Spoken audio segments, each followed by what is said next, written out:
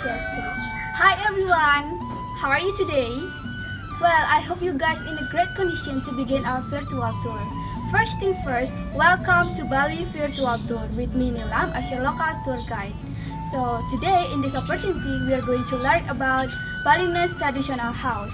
We are so lucky because Mr. Nyoman allowed us to explore his house which is located in Pamogan Street, South Denpasar. Ladies and gentlemen, as you know, the function of house is to protect us from heat or extreme climate, and of course for sleep. But more than that, a house can support it inhibiting both physically and spiritually. So that's why to build a house, especially for Balinese, we use a rule that called Asta Kosala Kosali. The philosophy that contained in Asta Kosala Kosali is the awakening of harmony and dynamism in life when achieve a peaceful and harmonious relationship between three aspects that we call Tri Hitakarana. The three aspects that include in Tri Hitakarana are palemahan, a harmonious relationship between human and environment, pawongan, harmonious relationship between human and human, and the last one is parahyangan, a harmonious relationship between human and God. For the example is, there are a lot of plants in Mr. Nyoman's house. So that is part of Tri Hitakarana, which is palemahan, harmonious relationship between human and environment. So ladies and gentlemen, let's start to explore Mr. Nyoman's traditional house. We're gonna start from the gate. Nah, for your information, Mr. Nyoman used Candi Bentar as the gate. And Candi Bentar is not only an ordinary gate, but also symbolized as Rua Binedo. Rua Binedo is two opposite forces that stand together to create harmony and balance in world. Imagine, if the gate stand alone, it would be really weird, right? And it won't be balanced. So therefore, they stand together to create the harmony and balance in life.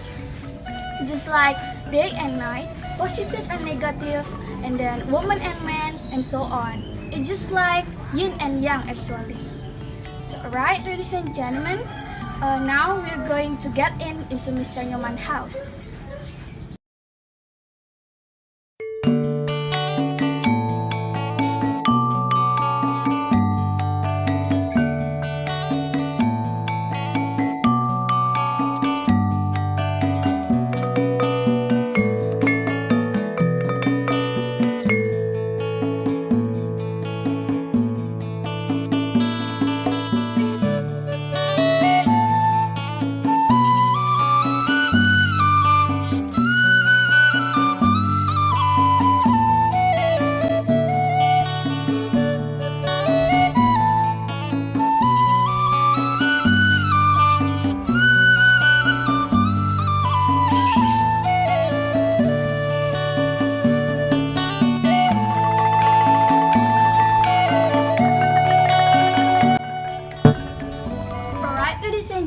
From the entrance, the first building that we can see is Balai Sakasia.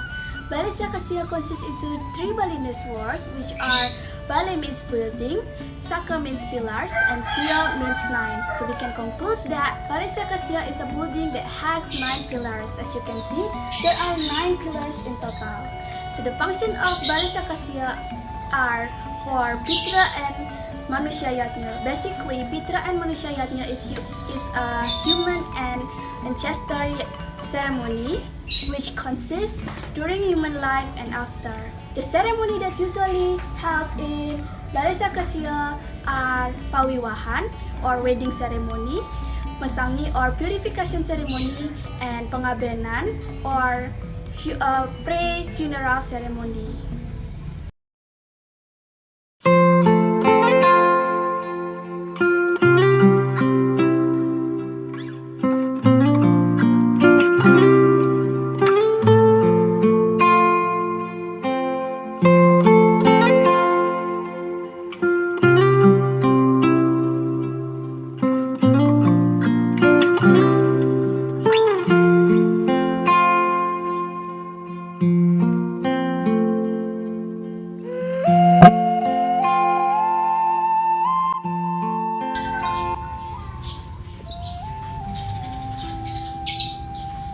Alright, ladies and gentlemen, so the next building it's called Balai Daja. It consists into two Balinese words, which are Balai, like what I've said before, means building, and Daja means the north. The name was taken just because Balai Daja located in the north of the house. Balai Daja divided into two parts. The first part is the chamber, and the chamber is only for elderly and undermarried member of the family. And the second part is just like outer hall for receiving a guest that come to the house. So for the next building is this shrine.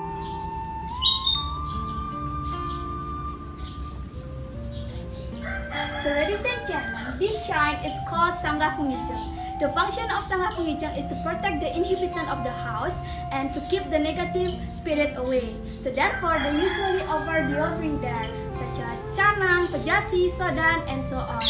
For your information, canang is the smallest offering that we usually use in every single ceremony.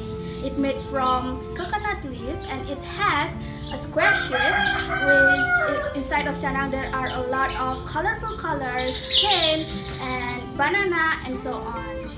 So canang is the smallest offering that we usually use in every single ceremony. So ladies and gentlemen, for the next objects, we're going to visit Sangga, or house temple.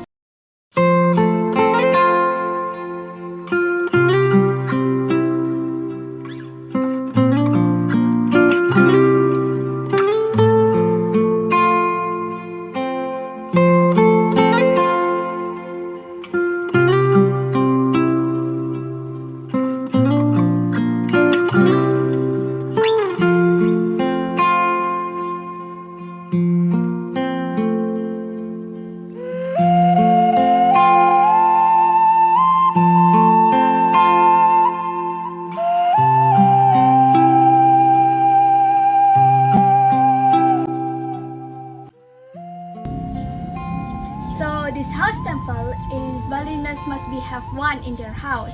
Imagine how many temples are in Bali. No wonder this island is called the island of 1,000 temples. Ladies and gentlemen, back to the topic, there are two basic shrines that must be in the house temple.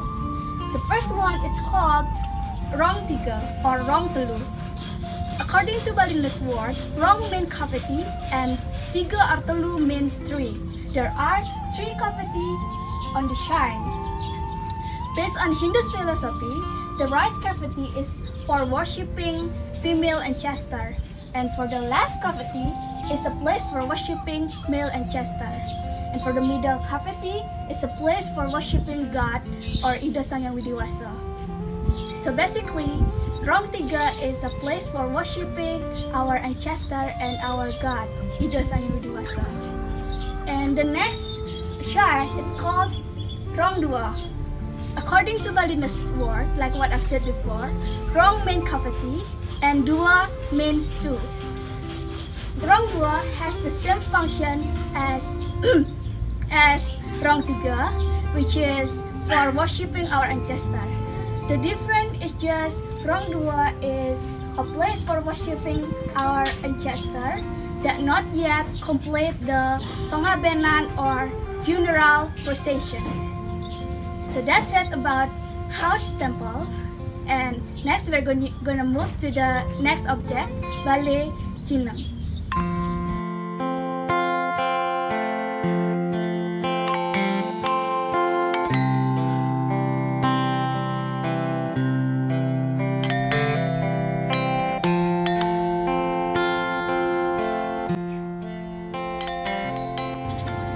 Ladies and gentlemen, the building behind of me, it's called Balai Jinang, which is Jinang means barn. This building has very unique shape, right? The upper part is so big, which it is where Balinese keep their harvest, such as paddy grain, there. The barn shouldn't be empty because it symbolizes a bad luck. This building also used for worshipping our paddy goddess that we call as Betari Sri, as our gratefulness for the harvest that given to us. And for the bottom part, we usually use it as as a family gathering, having a quality time, and sometimes we receive our guests there. And ladies and gentlemen, this is the usual building that where the Mr. Newman family sleep. And the next is the kitchen. So ladies and gentlemen, this is the kitchen where Mr. Newman's wife usually cook for her family. So it's very important to put the kitchen in the south because it represents God Brahma, the god of fire and creation. Ladies and gentlemen, this shrine is called Penugun Karang. Penugun Karang has the same function as Sangha Penunjang, which is to protect the inhabitant of the house and to keep the negative spirit away. So there is a little bit different, which is this shrine is covered by a black and white fabric that Balinese called saput poleng. So the saput poleng is also symbolized as Ruo Bineda. Like what I've said before, Ruo Bineda is two opposite forces that stand together to create harmony and balance in life. So ladies and gentlemen, Balinese usually put a lot of philosophical meaning in almost every single aspect in their daily life. So it makes Balinese as unique as it is now. Ladies and gentlemen, unfortunately, this is the last object that we can see. I hope it will give you a lot of new information, and it's really sad to say goodbye. I hope we can meet in another occasion. Thanks for all your attention and goodbye.